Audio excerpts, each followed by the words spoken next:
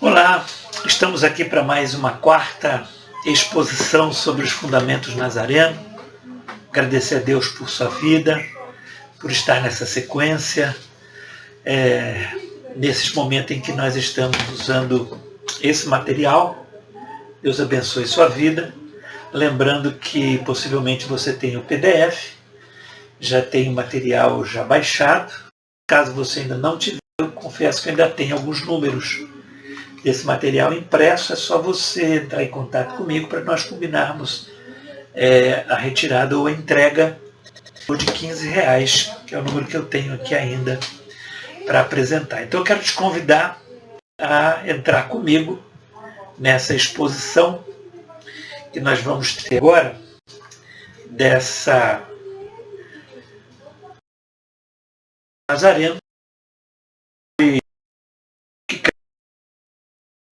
o que temos de aprendizado. Lembrando que quem está acompanhando, esses são os mesmos de abertura, onde temos a nossa visão, uma igreja fazedora de discípulo e uma unidade global de fé na tradição wesleyana. Os essenciais, somos um povo cristão, um povo de santidade, um povo com uma missão. Como cristão, estamos unidos a todos os cristãos na proclamação do senhorio de Jesus Cristo. É o trabalho do Espírito Santo que nos restaura a imagem de Deus e produz em nós o caráter de Cristo. Somos um povo com uma missão, um povo enviado que responde ao chamado de Cristo, capacitado pelo Espírito Santo para ir a todo mundo, testemunhando o senhorio de Cristo e participando com Deus na extensão e a extensão do teu reino. Ok? A nossa missão, mais uma vez, é lembrada que somos uma igreja que fazemos discípulos à semelhança de Cristo nas nações. Aí nós temos as nossas características e hoje vamos falar do discipulado intencional. Ok? Então vamos em frente, lembrando que nós temos esse material, alguns de vocês já disseram ter impresso. Você pode com calma, dando pausa no vídeo para ler por completo, se ainda não tem, porque não pretendo fazer toda essa leitura pelo tempo que não precisa ser gasto dessa forma, tá bom? No discipulado intencional, Jesus chamou a igreja para fazer discípulos intencionalmente. Não é simplesmente por fazer, há um objetivo, há uma intenção. A igreja tem um método intencional para fazer discípulo à semelhança de Cristo. Ok? A intenção de fazer a semelhança de Cristo enquanto o céu não vem. Aqui está o resultado principal. Esse abençoado celular de vez em quando interrompe. Bom, discipulado intencional, o discipulado relacional intencional. Ok? É ajudar as pessoas a desenvolverem relacionamentos obedientes e íntimos com Jesus Cristo, estreitar esse relacionamento com Ele. Ok? Nesses relacionamentos, o Espírito de Cristo lhes transforma o caráter à semelhança de Cristo, mudando os valores dos novos crentes aos valores do reino. Interessante lembrar que com esses valores novos, nós nos guiamos, nós descobrimos qual é a perfeita e agradável vontade de Deus, boa, agradável e perfeita, né? Para tomarmos decisões coerentes, de acordo com o que Deus quer, de acordo com o plano que Ele tem para nós quando fomos criados, né? Para que tenhamos vida e vida com abundância. Ok? Começamos levando discípulos ao relacionamento pessoal com Jesus Cristo. As pessoas precisam não depender de nós mais. Nós o levamos a Cristo e entregamos eles a Cristo. E eles fazem esse relacionamento com Cristo na entrega, no momento da decisão. Ok? Onde elas confessam os pecados e recebem perdão mediante essa fé depositada em Cristo, que optou em nos trazer de volta para Deus. Essas novas criaturas em Cristo são regeneradas, elas nascem de novo e depois elas são adotadas na família por meio da adoção. Tantos quantos o receberam, deu-lhes o poder de serem feitos filhos de Deus. Começamos levando indivíduos a um relacionamento pessoal com Cristo. Ok? O discipulado envolve ajudar outra pessoa a seguir Jesus mais de perto. Ok? Tem que haver esse estreitamento em que as pessoas agora têm uma conversa direta com Jesus Cristo e elas vão se relacionando aí com Ele, aprendendo com eles, e nós ajudamos nesse processo. Fomos ajudados, agora ajudamos, levando as pessoas com os nossos exemplos, com as nossas experiências de vida, a serem discípulos também. Discípulos fazendo discípulos, salvando-os, né, conforme eu já disse em slides em aulas anteriores. Redimidos, redimindo nesse processo enquanto o céu não vem, no sentido literal. Nutrimos imediatamente esses novos crentes da comunidade da fé, ensinando-os desde o princípio, desde o início, que foram salvos não apenas para si, mas as pessoas que eles influenciarão e levarão a Cristo. Ok? Discipular outros. De que adianta ser um discípulo se a gente não passa isso para frente, né? Lembra que falei que a chamada do Evangelho é uma chamada para servir, não é simplesmente para se beneficiar. Sempre terá alguém que levará outros a Cristo. São poucos os que fazem isso. As pessoas chegam ao Evangelho, se estacionam, não cumprem o propósito para qual foram salvos, né? Simples, porém profundo e objetivo. Desenvolvemos intencionalmente discípulos à semelhança de Cristo através de um forte ministério de púlpito. Nos momentos das celebrações, as pessoas podem ser educadas, orientadas, pregando sermões instrucionais, né? De instruções para que as pessoas possam crescer diariamente. Sermões que sejam bíblicos e que permitem que a palavra de Deus se torne a base de todos os esforços do discipulado. Então os encontros na celebração são para ouvir a mensagem do pastor, da pastora, para poderem se educarem. Os encontros de celebração é para a gente cantar junto, celebrar junto e ouvir orientações semanais da parte de Deus através da boca do profeta, que é o pastor, que faz o diagnóstico da necessidade, consulta a Bíblia, vai à despensa e serve para alimento espiritual. Desenvolvemos intencionalmente discípulos à semelhança de Cristo através do ministério do púlpito. Não foi à frente, né? Deixa eu ver. Acho que ficou repetido por isso. Promovemos classes de escola dominical que nutrem e desenvolvem discípulos à semelhança de Cristo. Aqui, classes de escola são essas classes que tradicionalmente temos de manhã, aos domingos. Algumas igrejas têm aos sábados, outras igrejas têm durante a semana essas classes de escola dominical. A palavra dominical vem de domingo, mas entendemos que é pós-Cristo, né? O tal ano Domini. Por isso que ela tem vários formatos. Uma das igrejas que pastoreei, nós não chamávamos de escola bíblica dominical, nós chamávamos as pessoas para uma jornada bíblica de crescimento. Nossos professores da escola bíblica ensinam lições que são destinadas a formar discípulos à semelhança. Todo o conteúdo de toda a igreja para todas as faixas etárias.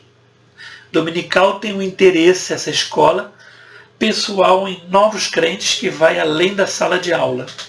Essa dinâmica de trazer as pessoas para suas classes, e aí nós temos várias classes dos iniciantes, dos meios maduros, dos maduros e dos discípulos maduros, né?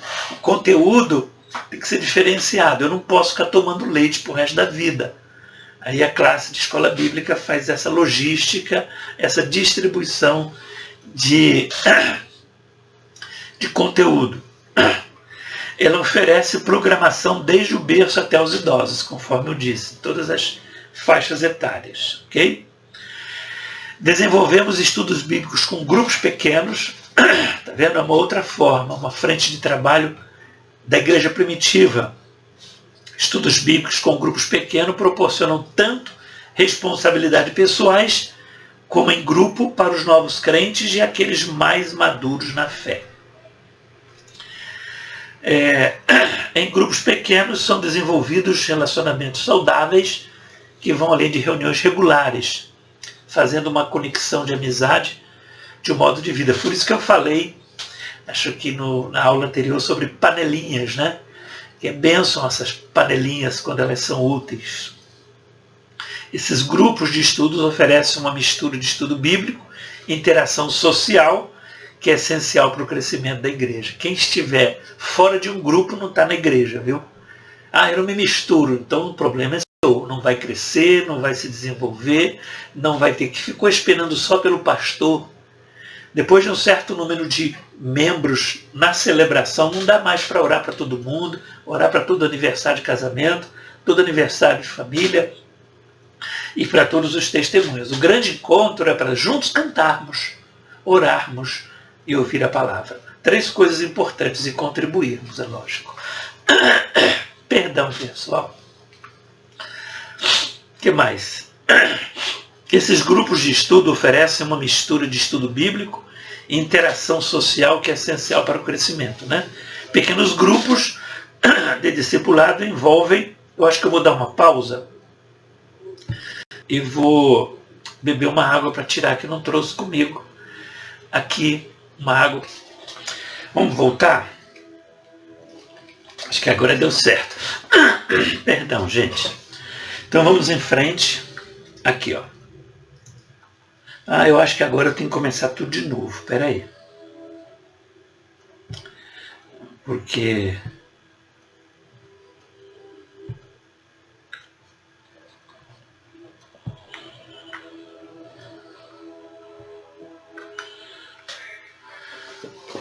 foi a letra D, né? Ok, falamos de grupos pequenos. Já falamos sobre isso. Estávamos falando também desse, né? Agora, encorajamos o crescimento espiritual dos discípulos à semelhança de Cristo através de uma programação bem planejada para a igreja. E aí você pode pausar o vídeo e ler esses exemplos antigos, um pouco mais antigos, né? Mas ainda são possibilidades de relacionamentos, grupos e assim por diante, tá bom? Exortamos os crentes a usar todos os meios disponíveis para crescer e desenvolver sua fé pessoal, os meios da graça, ok? Você pode olhar aí que é ler a Bíblia, orar, ouvir música cristã, literatura e assim por diante, tá bom? Encorajamos os crentes a aprenderem a buscar diariamente a presença de Deus. Quando se fala em buscar diariamente a presença de Deus, é uma expressão do Antigo Testamento, mas ele já está presente no nosso coração. Mas fazer isso real é a melhor maneira de descrevermos a vida cristã no relacionamento pessoal íntimo com o nosso Senhor e Salvador Jesus Cristo. Nesse relacionamento de alguém que está dentro, não está longe mais, tá? Buscar a presença dele é relacionar-se com ele. Ele já não está mais fora, onde a gente vai e marca um encontro, tá? No discipulados intencionais, assim ouvimos diariamente a voz de Cristo, alimentando-nos diariamente com a sua palavra. Discípulos à semelhança de Cristo intencionalmente o buscam, prontamente compartilham com aqueles cujas vidas lhe tocam, ok? Sempre estar nessa dinâmica de estilo de vida. A oração, a palavra de Deus e a ajuda intencional de uns para com os outros, para que sejam mais parecidos com Jesus, caracterizam o discipulado dinâmico da igreja. Isso é um discipulado intencional. Não o isolacionismo, mas o agregamento. Por isso somos chamados de eclésia, congregação, grupo de Jesus Cristo. Jesus também tem a eclésia dele, assim como os gregos tinham as suas eclésias. Encorajamento discípulos intencionalmente fazer, né? O Senhor nos comissionou intencionalmente nos discipular ou mentorear. Não dá para você fazer discípulo só com o cursinho das 8 lições ou 10 lições que a igreja tem. O discipulado, ele é um estilo de vida. As pessoas aprendem, caminham junto conosco. ok? A gente aprende andando junto. Ah, você já fez o discipulado? Fiz o cursinho, que faz parte do discipulado. Porque o discipulado é para o resto da vida. A gente vai aprendendo com o nosso mentor e vai mentoreando, aprendendo com o mentor e ensinando outros nessa sequência. Até hoje eu sou mentoreado e até hoje eu mentoreio, até Jesus voltar, ok? Agora, qual é o problema da igreja hoje? Aqui eu queria conversar com você e refletir desdobramento, né? Bom, qual é o problema da igreja hoje? Eu queria te perguntar, o problema da igreja hoje é falta de oração? Eu confesso para você que eu acho que não. Tem muita gente orando, tem muitos jejuns, vigílias, tem grupos que vão até para os montes orarem, né? Algumas fazem 24 horas de oração. Então o Brasil inteiro conversa com Deus. Então eu acho que um dos maiores problemas não é a oração. Então qual é o problema da igreja hoje? Aí alguém falou para mim, pastor, acho que é a maldição. Eu acredito que não. Inclusive essa fase já passou, né? De quebra de maldição nos anos 80, nos anos 90, a gente sofreu muito com isso.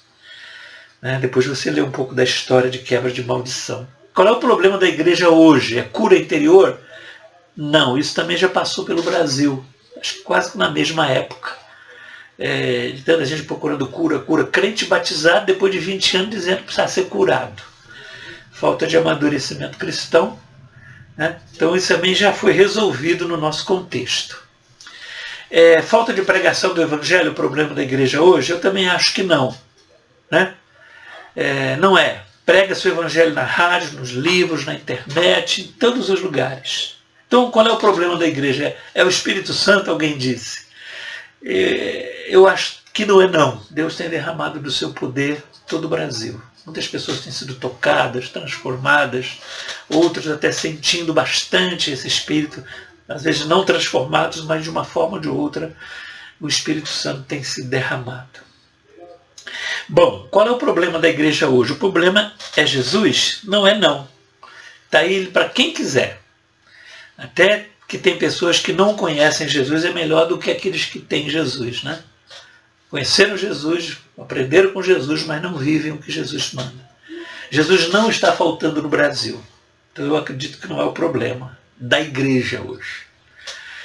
Então, acho que já comentamos sobre isso. Até que as pessoas não conhecem Jesus é melhor, né? O problema está em Lucas 6. E quem disse que o problema é o seguinte, é o que foi o que Jesus mesmo disse. Lucas 6, 46 a 49. Por que me chamas Senhor e não fazes o que vos mando? Todo aquele que vem a mim e ouve as minhas palavras e as pratica, eu vos mostrarei a quem é semelhante. É semelhante a um homem que, edificando uma casa, cavou, abriu profunda vala e lançou o alicerce sobre a rocha. E vindo a enchente, arrojou-se o rio contra ela, aquela casa, e não pôde abalar, porque tem sido bem construída. Mas o que ouve e não pratica é semelhante ao homem que edificou uma casa sobre a terra sem alicerces, e arrojando-se o rio contra ela, logo desabou, e aconteceu que foi grande a ruína daquela casa. Então o problema é prática do que Jesus mandou que fizermos. Mandou aquilo que Jesus pediu para fazermos. Porque estamos falando de evangelismo, de discipulado intencional, e nós não praticamos o discipulado intencional de uma forma geral. O que ele nos pediu? Ele nos pediu a grande comissão. E, portanto, fazer discípulos de todas as nações, batizando-os em nome do Pai, do Filho e do Espírito Santo. Prática que só vem com o cumprimento da missão. Procuramos muitas outras coisas da vida através da fé, mas a paixão evangelística vai ficando para trás. Atos 2, 37, 38 e 39. Vamos ler? Ouvindo eles essas coisas, compungiu-se-lhes o coração e perguntaram a Pedro e aos demais apóstolos: que faremos, irmãos?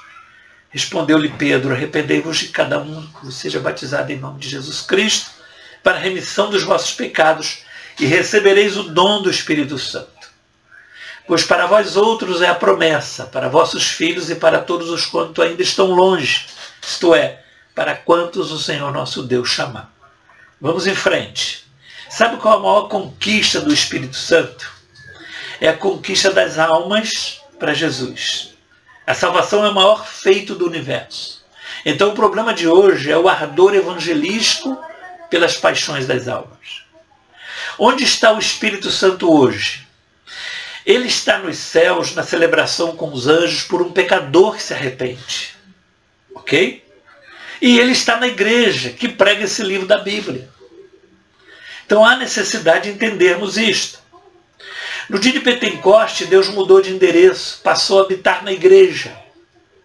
O templo não é mais a casa de Deus. Hoje a casa de Deus sou eu e você. Somos nós.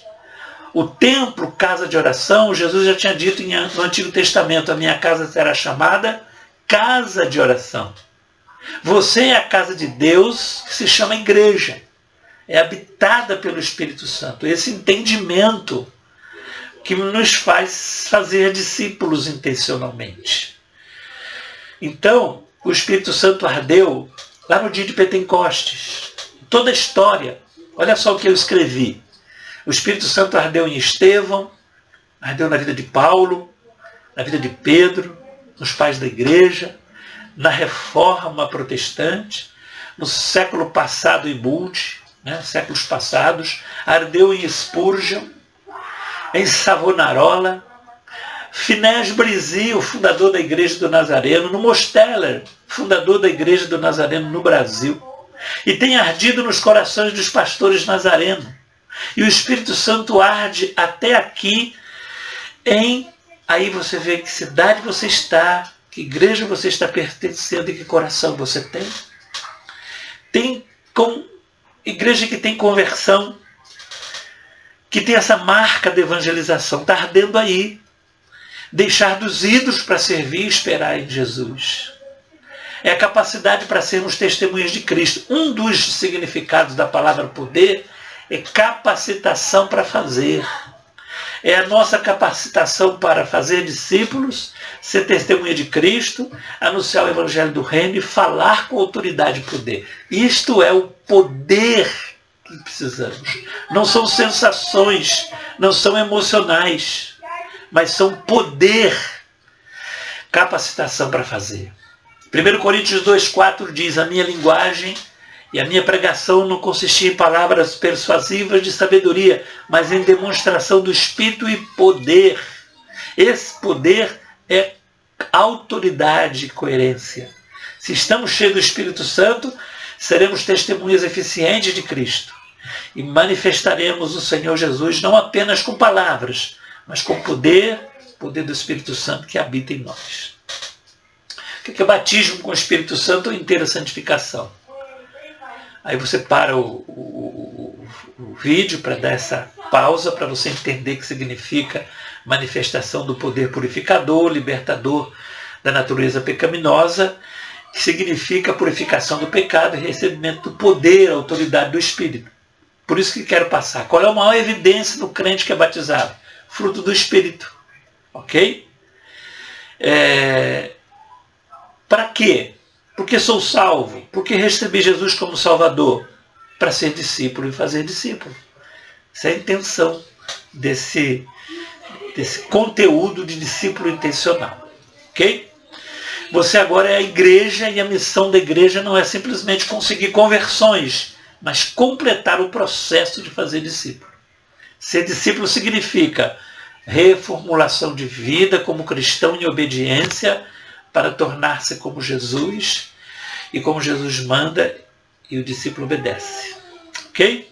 Todos aqueles que tomam a opção de ingressar no reino têm tomado a opção de envolver-se na atividade redentora de Deus. Ok? Porque não há lugar para observadores nesse processo. Quais são as coisas que poderia fazer para o Senhor? Você tem que reconhecer os planos de Deus para a sua vida, seu dom e desenvolvê-lo. É simples. Descubra qual é o seu papel e desenvolva na dimensão da vida. Vá em frente, faça isso e você vai ver. Estamos quase no final. A igreja tem um programa de desenvolvimento de discipulado cristão. Como é que vamos fazer discípulo contínuo? A igreja tem que ter, né? É o que eu queria enfatizar. através de um plano que você tem que ter. É discipulado ao longo da vida. O homem perfeito à medida da estatura de Cristo, Efésios 4,16 diz. E o Manual da Igreja de Nazareno tem um plano através do comitê de membresia. Na igreja tem discipulado, discípulo/compromisso. Você faz parte da igreja, você é discípulo, você é bem instruído. Então procure ver no Manual da Igreja do Nazareno, lá onde fala do comitê de membresia, que tem um programa ali. Eu estou elaborando isso para a Igreja do Nazareno, das igrejas nossas na região de Minas. Já tem um rascunho, já distribuí para eles estão desenvolvendo esse projeto de crescimento de igreja através do comitê de membresia do nosso manual. Olha só como é que eu já fiz o rascunho. Etapa do desenvolvimento como discípulo. Você precisa ter um plano para ser discípulos eficazes ao longo de sua vida. Pré-conversão, conversão, batismo, edificação, discipulado amadurecido, já consolidado. Aí você recebe um treinamento de discípulo, aí você vai servir. E todas as pessoas que entram no Evangelho seguem essa carreira. E aí você vai mandando mais gente para o céu. Não pode ficar só no primeiro, no segundo, no terceiro. Todos precisam chegar a um amadurecimento a ponto de seguir esse projeto e essa carreira. Aí você vai fazer um plano para isso. E é tão prático. Ok? E nós chegamos ao fim de mais uma exposição aqui do nosso trabalho sobre fundamentos nazarenos. Eu quero agradecer a Deus por sua vida, o tempo que você parou para fazer parte desse processo de estarmos juntos, ok?